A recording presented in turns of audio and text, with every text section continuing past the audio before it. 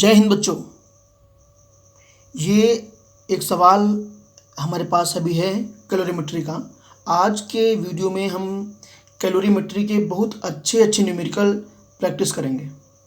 ये सवाल यहाँ पे रखा है आपको कि 30 सेल्सियस का 19 ग्राम पानी है और इसे -20 सेल्सियस की, ध्यान देना बेटा, 5 ग्राम बर्फ़ में मिलाया गया तो फाइनल टेम्परेचर क्या होगा। ज़रा आप लोग जल्दी से बेटा सोचो। तो बेटा देखिए, इसको करने के लिए हम लोग पहले पता करेंगे कि भाई जो पानी है गर्म वाला वो कहाँ तक हीट देगा। वो 0 सेल्सियस तक हीट दे सकता है। तो इस प्रोसेस में वो कितनी मैक्सिमम हीट देगा। तो mc डेल्टा थीटा से हमने यहाँ पता कर दिया कि ये 570 कैलोरी हीट दे पाएगा। अच्छा, अब ये बर्फ़ जो है नेगेटिव टेम्परेचर की बर्फ़ है बेटा, तो इसे 0 सेल्सियस के पानी तक लाने में कितनी हीट लगेगी। उसके लिए पहले बर्फ़ का जो माइनस टेम्परेचर है उसको 0 सेल्सियस की बर्फ़ में लाना पड़ेगा। फिर उस 0 सेल्सियस की बर्फ़ को 0 सेल्सियस के पानी में कन्वर्ट करना पड़ेगा। तो यहाँ पर बेटा 2 स्टेप में काम होगा।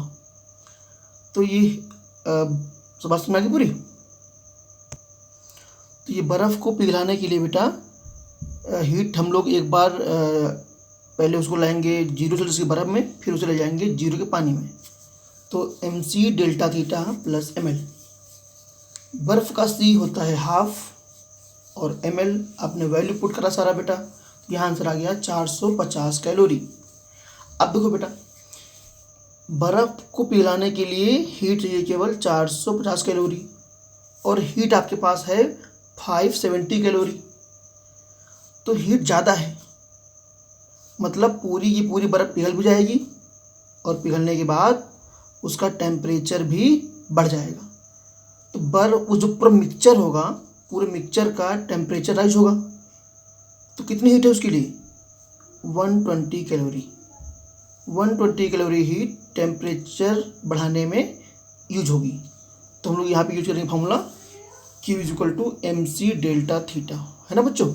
वैल्यू पुट कर दिया आपने, Q की वैल्यू 120 और वहाँ से थीटा आपने फाइंड आउट कर दिया। ये बेटा एक सवाल और है कि एक बहुत बड़ा आइस का टुकड़ा है, उसके ऊपर 30 सेल्सियस का 80 ग्राम पानी डाला गया। तो बताओ कितनी बर्फ़ ये पानी पिघला पाएगा। तो यहाँ तो बेटा बर्फ़ बहुत ज़्यादा है, बर्फ़ का मास बहुत ज़्यादा है। तो पहले पता करेंगे कि जो पानी आप डाल रहे हो 30 सेल्सियस का 80 ग्राम, वो 0 सेल्सियस तक आने में कितनी हीट दे सकता है। Maximum heat lost by water, Q = mc delta theta.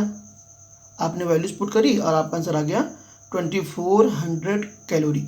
अब ये जो पूरी की पूरी हीट है बर्फ़ को पिघलाने में काम आएगी। जो बहुत टुकड़ा बड़ा सा रखा है, उस बड़े टुकड़े से कुछ बहुत बर्फ़ ये पानी पिघलाएगा 2400 कैलोरी हीट से बेटा। तो Q = ml, और यहाँ पे हमें बर्फ़ कितनी पिघल गई है ना। तो यहाँ से आप m को कैलकुलेट कर दो। ये देखो बेटा, सवाल एक और है कि 1 ग्राम 100 सेल्सियस की भाप है, उसको 0 सेल्सियस की 1 ग्राम बर्फ़ में मिलाया गया। तो जब बर्फ़ और भाप मिलेगी तो क्या होगा बेटा। भाई बर्फ़ को पिघलना चाहिए क्योंकि भाप तो हीट देगी, है ना। तो बताओ फाइनल टेम्परेचर क्या होगा। तो उसके लिए सबसे पहले काम होगा, आप पता करो कि भाप कितनी हीट दे सकती है ना बेटा, और यह बर्फ़ को पूरा पिघलाने के लिए कितनी हीट चाहिए पूरी। तो सबसे पहले हम बात करेंगे heat require to melt ice completely. तो बेटा Q = ml, आपने वैल्यू पुट करी और 80 कैलोरी हीट बर्फ़ को पिघलाने के लिए चाहिए। और बर्फ़ को जो पिघलाना है उसके लिए हीट कौन दे रहा है, भाप दे रहा है बेटा। तो भाप 0 सेल्सियस के पानी तक जब पहुंच जाएगी तब तक हीट देगी। तो maximum heat given by steam to reach the water at 0 Celsius, है ना। क्यों, अब यहाँ पे बेटा 2 स्टेप होंगे। पहले 100 सेल्सियस की जो भाप है उससे 100 सेल्सियस का पानी बनेगा।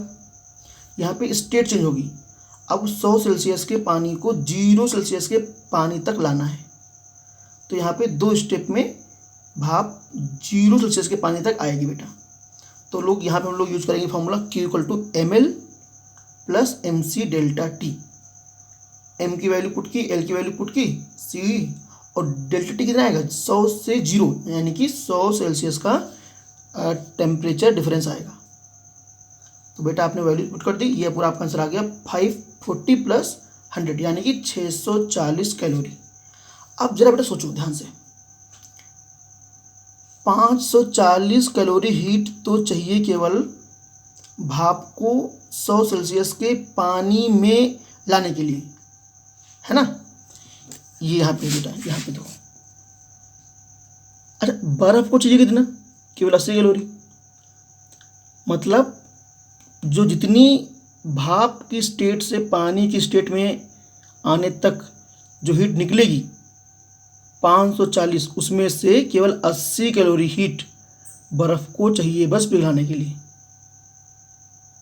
तो बेटा मतलब अभी तो यहाँ पूरी भाप की जो औकात है हीट देने की वही नहीं ख़त्म हुई, मतलब मिक्सचर में भाप अभी भी बनी रहेगी।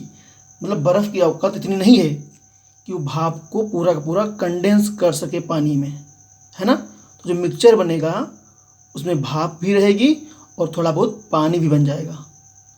तो बेटा इस अवस्था में फाइनल टेम्परेचर 100 सेल्सियस ही रहेगा क्योंकि मिक्सचर में अभी भाप है। टेम्परेचर 100 से नीचे तब आएगा जब पूरा का पूरा भाप 100 सेल्सियस के पानी में बदल जाएगा उसके बाद, ठीक है ना। ये देखो बेटा एक सवाल और आ गया कि 100 सेल्सियस की 1 ग्राम भाप है, इसको 0 सेल्सियस की 10 ग्राम बर्फ़ में मिलाया गया, तो बताओ फाइनल टेम्परेचर मिक्सचर का क्या होगा। तो सबसे पहले पता करो कि बर्फ़ को पूरा पिघलाने के लिए कितनी हीट चाहिए। तो उसके लिए बेटा Q=ml, M 10 ग्राम है, L 80, 800 कैलोरी। अभी इतनी हीट कहाँ से आएगी, भाप से आएगी। देखते हैं भाप की औकात है कि नहीं इतनी हीट देने की। चलो देखते हैं बेटा। तो maximum heat given by steam to reach in water at 0 Celsius. यहाँ पे 2 स्टेप होंगे, हमने बात पहले की थी अभी बेटा, एक ml प्लस एक MC डेल्टा T। तो ml बेटा 540 हो गया और MC डेल्टा T में वैल्यू पुट किया आपने, तो पूरा फाइनली आपका आंसर आया 640 कैलोरी। अब यार ये तो हीट कम है, जितनी हीट चाहिए उससे कम हीट दे पाएगी बर्फ़, सॉरी स्टीम। बर्फ़ को पूरा पिघलाने के लिए जितनी हीट चाहिए भाप तो उससे कम हीट दे पा रही है, तो पूरी बर्फ़ नहीं पिघल पाएगी। इस कंडीशन में फाइनल टेम्परेचर 0 सेल्सियस रहेगा। ये बच्चों एक सवाल है कि 540 ग्राम 0 सेल्सियस की बर्फ़ है, उसे 80 सेल्सियस के 540 ग्राम पानी में मिलाया गया, है ना। तो अब बताओ फाइनल टेम्परेचर क्या होगा। तो सबसे पहले पता करेंगे कि भैया ये जो बर्फ़ है और जो पानी है कितनी हीट का ये लोग ट्रांसफ़र कर सकते हैं मैक्सिमम। तो बेटा पहले देखते हैं कि जो ये पानी है ये कितनी हीट दे सकता है 0 सेल्सियस तक आने में। Maximum heat lost by water to reach at 0 Celsius, Q=mc delta T। Value put की बेटा आपने 540 × 80, मैंने इसे मल्टीप्लाई नहीं किया है, कोई दिक्कत नहीं। अब बेटा बर्फ़ को पूरा पिघलाने के लिए कितनी चाहिए, maximum heat required to melt ice completely, तो Q=ml। बर्फ़ का मास 540 ग्राम है, L 80 हो गया बेटा। देखो मैंने मल्टीप्लाई इसलिए नहीं किया था बेटा, अब ये दोनों जो हीट हैं ये दोनों हीट सेम अमाउंट में, जितनी हीट पानी दे पाएगा उतनी ही हीट बर्फ़ को पूरा पिघलाने में लग जाएगी। तो भैया टेम्परेचर कहाँ राइज होगा, यानी कि final temperature 0 degree Celsius. Okay, तो बच्चों ये कुछ सवाल थे कैलोरीमेट्री के। अब मैं उम्मीद करता हूँ कि कैलोरीमेट्री के क्वेश्चंस आप आराम से कर दोगे, है ना। और एयरफोर्स एग्ज़ाम के लिए ये तो बहुत ज़्यादा हो गया, है ना, लेकिन आपका दिमाग खोलना था, इसलिए हमने ये इस लेवल तक के सवाल आपको करवाए। ठीक है बच्चों, जय हिंद।